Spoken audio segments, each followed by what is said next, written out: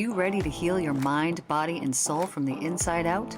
Welcome to the Real Healing Institute show with Michelle Sinclair, divine healer and spiritual teacher, where spiritual transformation meets practical guidance to break free from limiting beliefs, subconscious pain, and energetic blocks. This is a powerful space for those seeking true healing and enlightenment. Michelle's teachings are rooted in her deep study of the Christ letters and the spiritual awakening that came from her unwavering dedication to divine truth. She helps individuals navigate their inner healing journey through subconscious soul healing techniques and spiritual teachings by uplifting the vibrational resonance of our thoughts, words, and actions that shape the very fabric of our lives. It is time to learn the profound understandings of universal love. The Real Healing Institute show starts now. Hello and welcome to the Real Healing Institute show. Today we have my guest, Alara LaPlante, with the Cosmic Christ Force. This is what we do together here. And so what we are talking about today is Christ consciousness, and can you connect to Christ consciousness through the mind? This has always, been one of those topics of, are we connecting through our heart? Are we connecting through our mind? What exactly is Christ consciousness and how can you achieve it? So welcome, Alara, thank you so much for being here today. Thank you. Fun. Of course. Okay, so talking about Christ consciousness and the mind, what is your take on this? When I just say to you, you can connect to Christ consciousness through the mind, what actually comes to mind? What's the intricacies around this? The Christ letters, Yeshua goes to great lengths to really talk about how to refine the mind, refine the ego field that the mind generates. There's so much in there, and it's so rich with explanation, context, etc. I will pale in comparison to that. What comes through, though, for me is I had another mentor who used to say, at a certain point, you've left the rational mind and you've really stepped into the heart. And he would say, you'll never get there with the mind. You've got to get there through your heart. But the thing is, in order to get into our heart and in order to get to my heart space to where I could truly relax enough to allow my ego or my soul to drive my ego, rather than the other way around, and I could allow my heart to lead me through life, and navigate life. I had to satisfy my mind so that it could feel safe, so that it could release the layers that needed to be released that were blocking that surrender, that flow, that trust, that faith. Because we have so many constructs. There's so much that our mind has been programmed with in the current reality. It's quite dense. And can be riddled with all sorts of, fears and pitfalls. So for many people, in order for us to get to the heart, we need to satisfy, to some extent, the mind. That's what comes in me. What are your thoughts? So for me, I'm thinking truly everything is consciousness, right? Which is the mind. Everything is consciousness. Even in the Bible, it talks about, in the beginning was the word, and then, it was spoken, and then this was created. But it then later goes on to say, it was created, but it didn't actually exist. But what has to come before the words come out is mind, is consciousness, is thought that has to be there. And so when we can really tune into the mind and its intricacies, and what are we devoting our mind to? Because we can go from hell to heaven 1 second to the next, just based on what we're thinking about, right?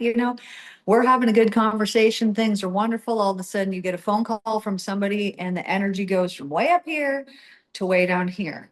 The resonance of heaven is way up here. The most divine thing that exists is that laughter, and the laughter to the point that there's actually no sound that comes out. That is the most divine laughter, when you're like in it so deep that it's that. And so I would say anything that is in the mind that is not that is not loving, that is not vibrating at that high resonance, that needs to be eradicated, so that you can be on the Christ consciousness level. Because, Christ was walking around. Sure, he was a human. He was just a dude. Very. And so, so human. And he said that over and over, he would say, no, I'm the son of man, letting people know, like, I didn't say I was the son of God. I never claimed to be. I claimed to be the son of man, meaning what I can do, you can do too. But what he had done was cleansed his mind of all of the things that were not the truth, that were not that love.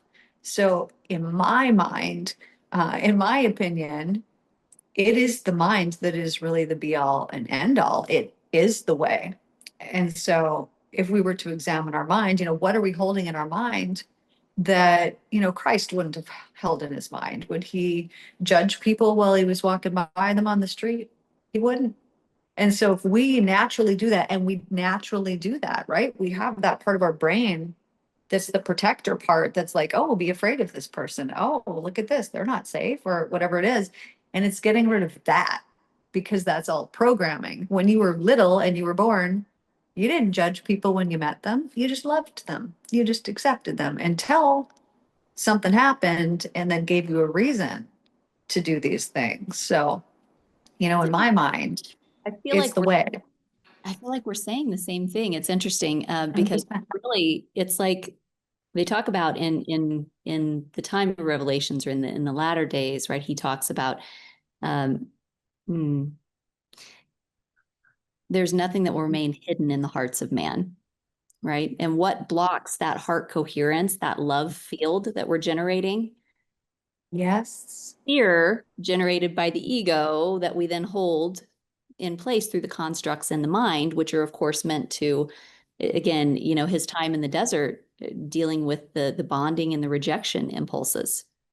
And I've Mhm. been moving through this with some family dynamics and some other things that are going on. And I recognize it's like it can be very challenging, right? Because there is that feel. I don't want to be abandoned. I don't want to be alone. I don't want to be rejected. I don't want all these things, right? And it's like, so we have all these protective mechanisms, parts, constructed, belief systems, et cetera, to help to keep us safe from what? And Yes. doing is blocking the ability to just love, which is what you just said.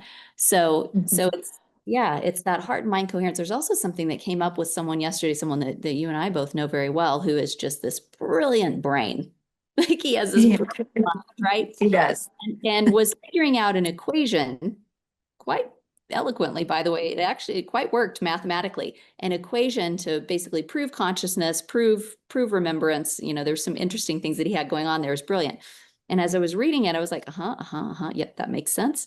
And then I responded back to him and I said, isn't it wonderful how we can use the mind to come up with an equation so that we can satisfy the mind? But if we were to but forego the mind and get into the heart, and feel the resonance and feel the love, we wouldn't need to think of any of these things at all.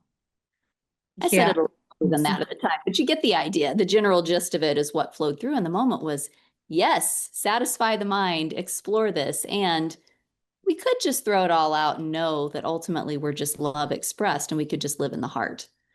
So it's interesting to kind Yes. of, right? But it's both. I guess that's the thing is, they say It is. many say that when you get to the point of paradox where it's like, it's both, you're actually closest to the truth. Yeah. It's everything. Mhm. That's right. Yeah. I think, too, with the mind, if it is clouding the perceptions, right? We have all these ideas, all these things have happened to me in my life. All these things have happened. And so I think this way because this happened. And I think this way because I'm protecting myself. I'm worrying about this because what about this? And we make all these excuses and all these reasons for why we think the way that we think. And it is not beneficial to us most of the time.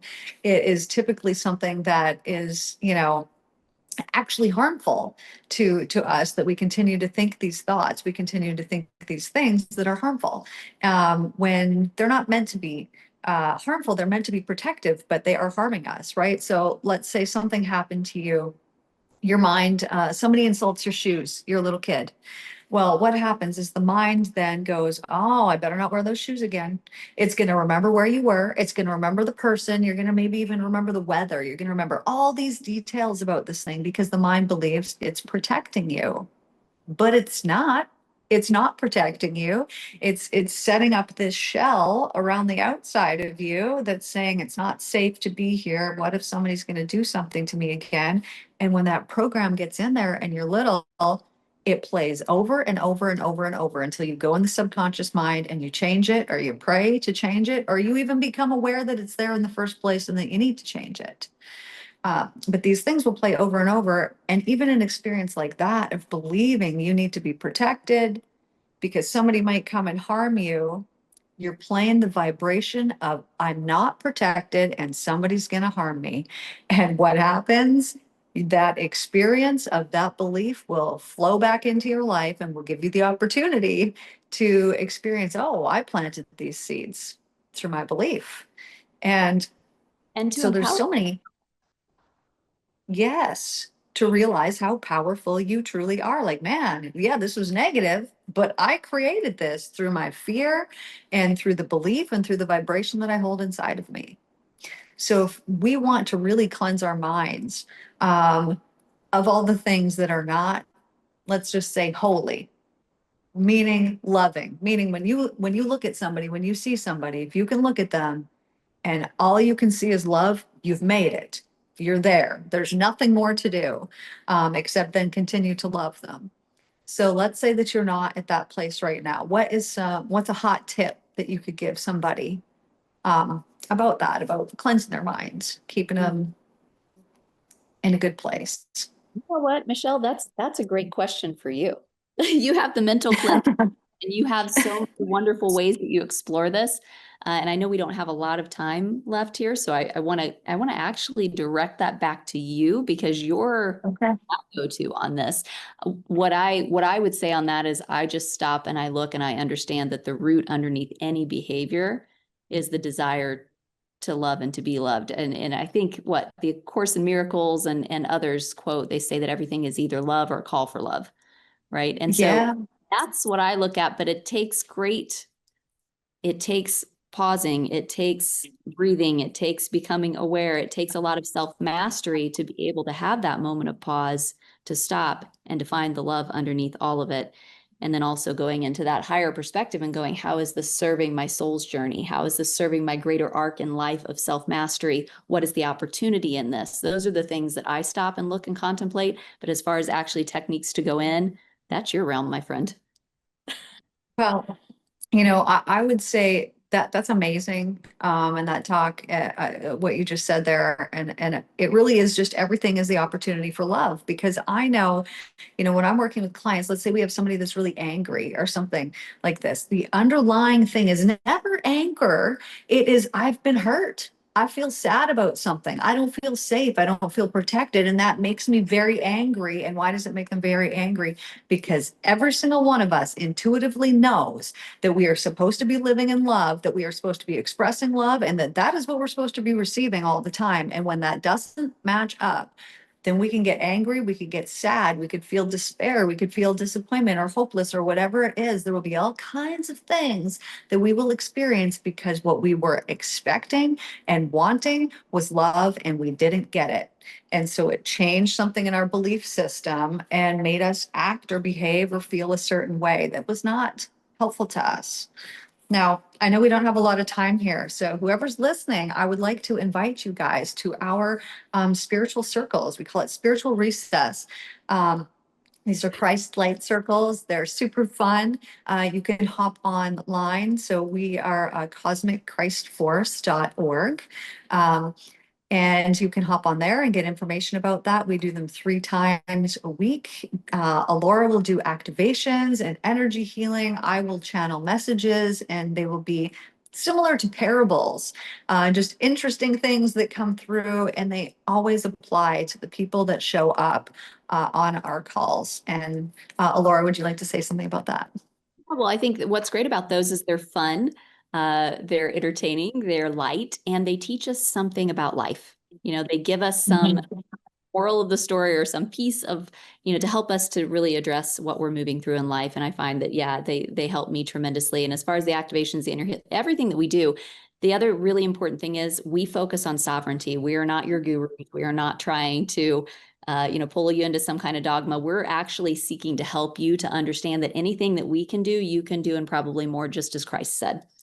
And so Yes. everything that we do is about activating you into your own sovereignty and helping you to become truly empowered and lead in a sovereign way in your own life, and understand that you are a powerful creator and that you are creating in every moment. Yes. Excellent. Thank you for that. So this is the Real Healing Institute. You can find me on therealhealinginstitute.com or the Real Healing Institute on all platforms, including YouTube, where there's a daily podcast. Thank you so much for joining me today, Alara. It was wonderful. We hope to see you at one of our spiritual circles at the cosmicchristforce.org. We look forward to seeing you guys. Thanks so much for coming today, Alara. Thanks for having me. Thank you for joining the Real Healing Institute show with me, Michelle Sinclair. Tune in every second and fourth Wednesday at 9:30 a.m. Pacific on transformationtalkradio.com for more empowering ways to spread love and set yourself free. Together, we'll elevate the consciousness of the planet. Stay connected. Follow me on social media, subscribe to the podcast, and explore the Mental Cleanse series on YouTube. Ready to go deeper?